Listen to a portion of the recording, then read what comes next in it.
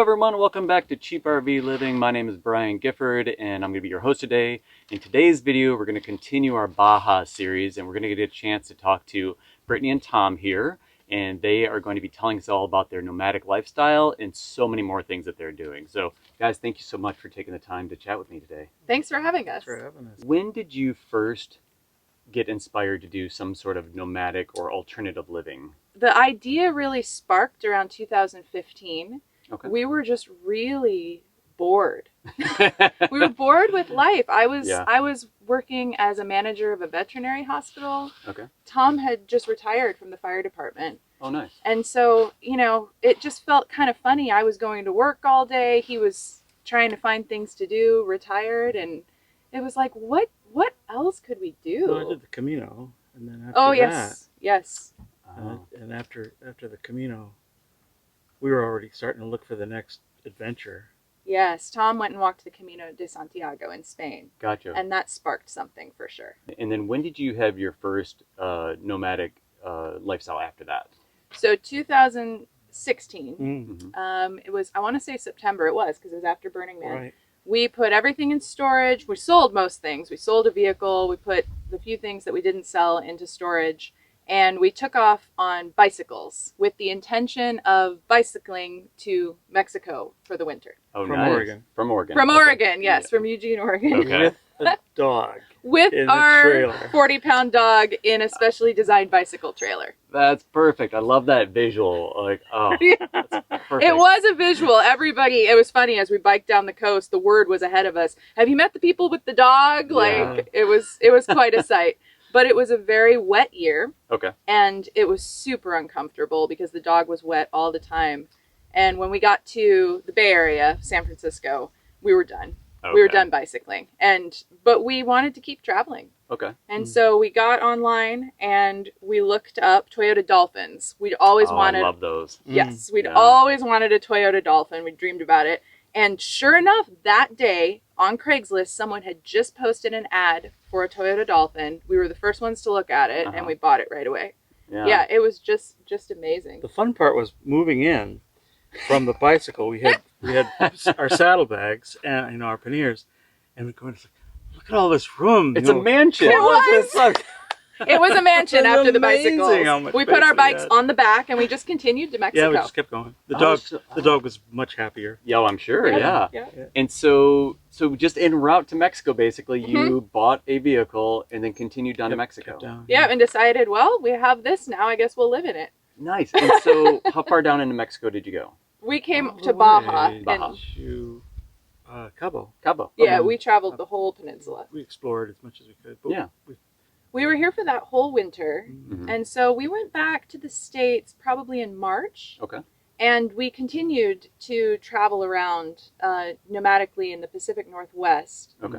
We stopped for our favorite festivals. We go to the Oregon Country Fair, which is a big hippie fest in Oregon. Nice. And we go to Burning Man every year. Okay. So we did that. Mm-hmm. And then we traveled, after Burning Man, we took the RV north and went all the way across Canada Oh, in cool. the RV. And then went down into New England, where Okay. Tom's family lives. So we kind of did like the whole big North American loop. So we went to New Nice. England, and then we made our way back to Baja for that Okay. next winter. Now, I can't help but notice that you no longer have a dolphin. Yeah. So, Yeah, what or a happened after dog. that? Yeah. Or a Well, dog. so we spent the second winter in Baja, and at the end of that winter, our dog, so we used to travel with our dog, as you know, in the bicycle, he passed away. He was Okay. an older dog, and he actually passed away down here in Mexico. Okay. And we realized that now that we didn't have a dog, that we could get on airplanes.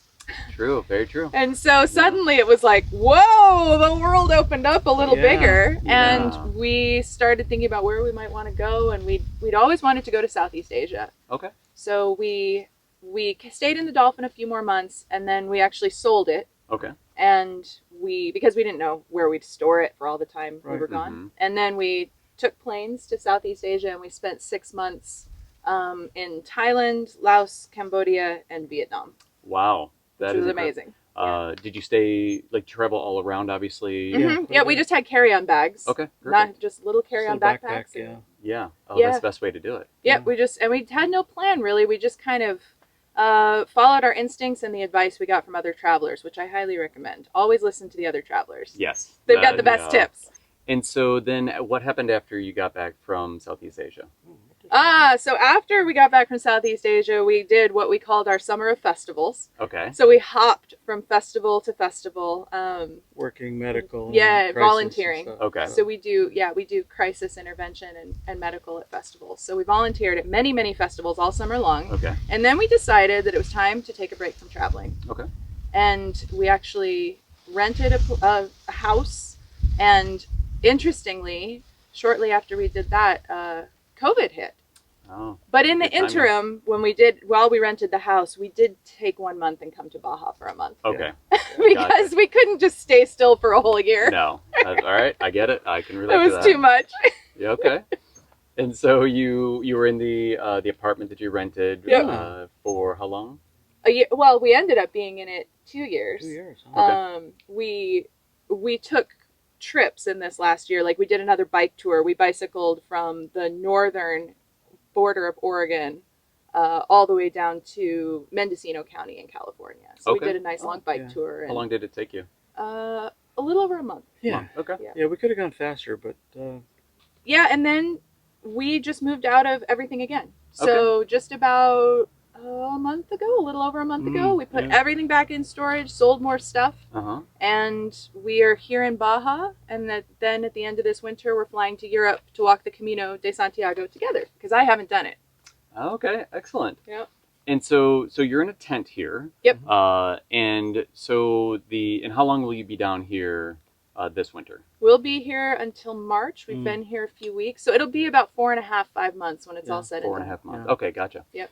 Well, yeah. Why don't we take a few minutes and we're gonna do you mind showing me your setup and how your tent system works? Because everybody has their own system for this. Oh yeah. And so I'd love to hear about that. So could we take a quick tour? Yeah, let's do it. All right, for sure. Go ahead. All right, so let's show you our refrigeration setup first. All right, perfect. So if you come in here, so these are called palapas, and if you happen to be in Mexico, you can snag a spot that has one of these little shade huts built. Okay. It's very helpful if you can do it, especially if you're in a tent. Yeah, for sure. And we store a few things in here like snorkels, shower bags. But the first thing I want to show you is how we deal with our cooler, because you really don't want to have to be going and buying ice all the time when you're down here. It's a long drive. It's a pain. Yep. So we use a good cooler. It's a Yeti knockoff. It's Cascade Mountain Tech brand, which is a really good brand if you're getting a knockoff. Okay, good. And then what I do to add to the cooling power, I actually have this up on 4 rocks, so it's not in direct contact with the ground. If you can get it even a ½ inch off the ground, it's a big difference. And then this is insulated. It's basically reflective bubble insulation that you can get at any hardware store. And then we do have shower bags also. And what these are is you fill it with water and you lay it in the sun, and the sun heats the water. Probably a lot of people are familiar with that. Okay. And then what you can do is hang that from somewhere and take a shower. So let's go over here and I'll show you the tent in the shade. Okay, perfect. So shade is really important. I mean, most places you go, but especially if you're in any kind of desert climate. And what we do here, so we have a Kodiak canvas tent, which I highly recommend. Okay. The reason canvas is so great is because it's breathable, still completely waterproof, but breathable, so it stays cooler in the heat and it stays warm at night. Versus a nylon tent. Exactly, the nylon tent heats right up. And also this is UV resistant in a way nylon isn't, so it lasts longer. This is called shade cloth. Okay, yeah. It's 90% UV resistance. And what this does is twofold. It keeps the tent cooler. Okay. And it also protects the roof of the tent from the UV. Again, we're trying to keep this tent in good shape. Yeah, okay. And what happens with this, because it's actually netted material that's breathable, so the wind goes through it.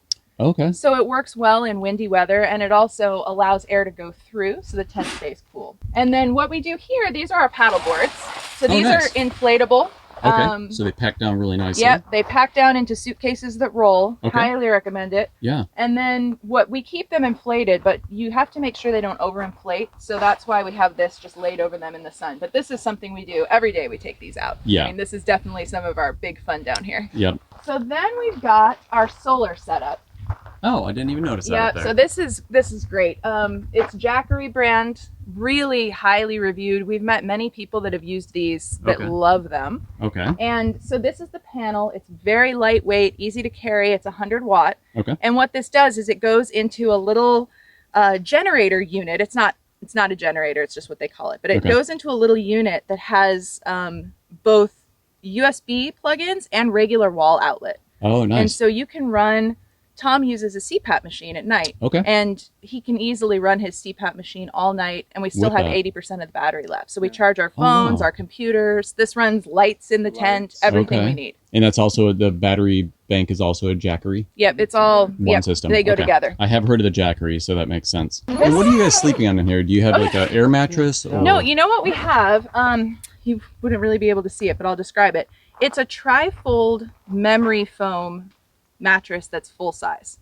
Oh, and you can get them online, but it's a tri-fold guest mattress is what they're described as online. Okay. And basically it folds, reasonably small, so it's easy for travel, but it's so much nicer than an air mattress. Yeah, okay. Because you don't have to keep filling it. It feels like a real bed. Okay. Oh, that's great. Yeah, Right. it's awesome. So this right here, I should just actually talk about this. This is a Clam brand shade pop-up. This pops up in about 30 seconds. Okay. You do have to stake it down well, but it's extremely wind resistant. Okay. So it's awesome for beach camping or desert camping. So then in here, this is our kitchen area, and we also hang out in here too. Yeah. It's actually it is much cooler in here. Yeah, it really helps. Yeah. So we have just a typical camping stove. 2-burner, yeah. Yep, 2-burner, and we hook it up to a big can of propane because those little 1-pounders are very hard to find here, and this can be refilled. We just use a little bucket for our trash can because we use that to ship things in. We put steaks and stuff in it as we drive. It's just a nice way to protect heavy-duty steaks while you're driving. Okay. Water. I thought you meant food steaks. I was like, oh, no, sorry. Iron steaks you pound into the ground. Okay, got it. So that they don't get, bang into things. Yeah. And then this is, we have a water container here for purified water. So this is for drinking water. The ubiquitous blue cooler, or blue water tug. And we have another one under here. We always keep 2. Okay. Just to have plenty of water. And you guys get those filled with the agua purificada. Yep. Gotcha. Yep. So. And every town has one. Yep. And it's cheap. It's like $1. Oh yeah, it's so cheap. Yeah, very cheap. I just filled mine. Yeah. And then the stove. And then what we do in here that I think is nice is we use carabiners to hang things, and it makes them so much easier to get at than having to go through bins to find all our stuff. Yeah, absolutely. So we hang the pots and pans, we hang this to put all our silverware in. Okay. And it just keeps everything easy and accessible. What vehicle are you guys driving in? We'll show you. So we have a little Nissan Frontier. It's a very light truck. It's a 98. Okay. And these are just super reliable little trucks. And it's just with a canopy on the back. And then we do have that roof rack. So, but this entire setup fits into the back of this truck. Oh, that's perfect. And what kind of gas mileage do you get with... on this car, probably 22, 23. Oh, that's great. At least. Yeah.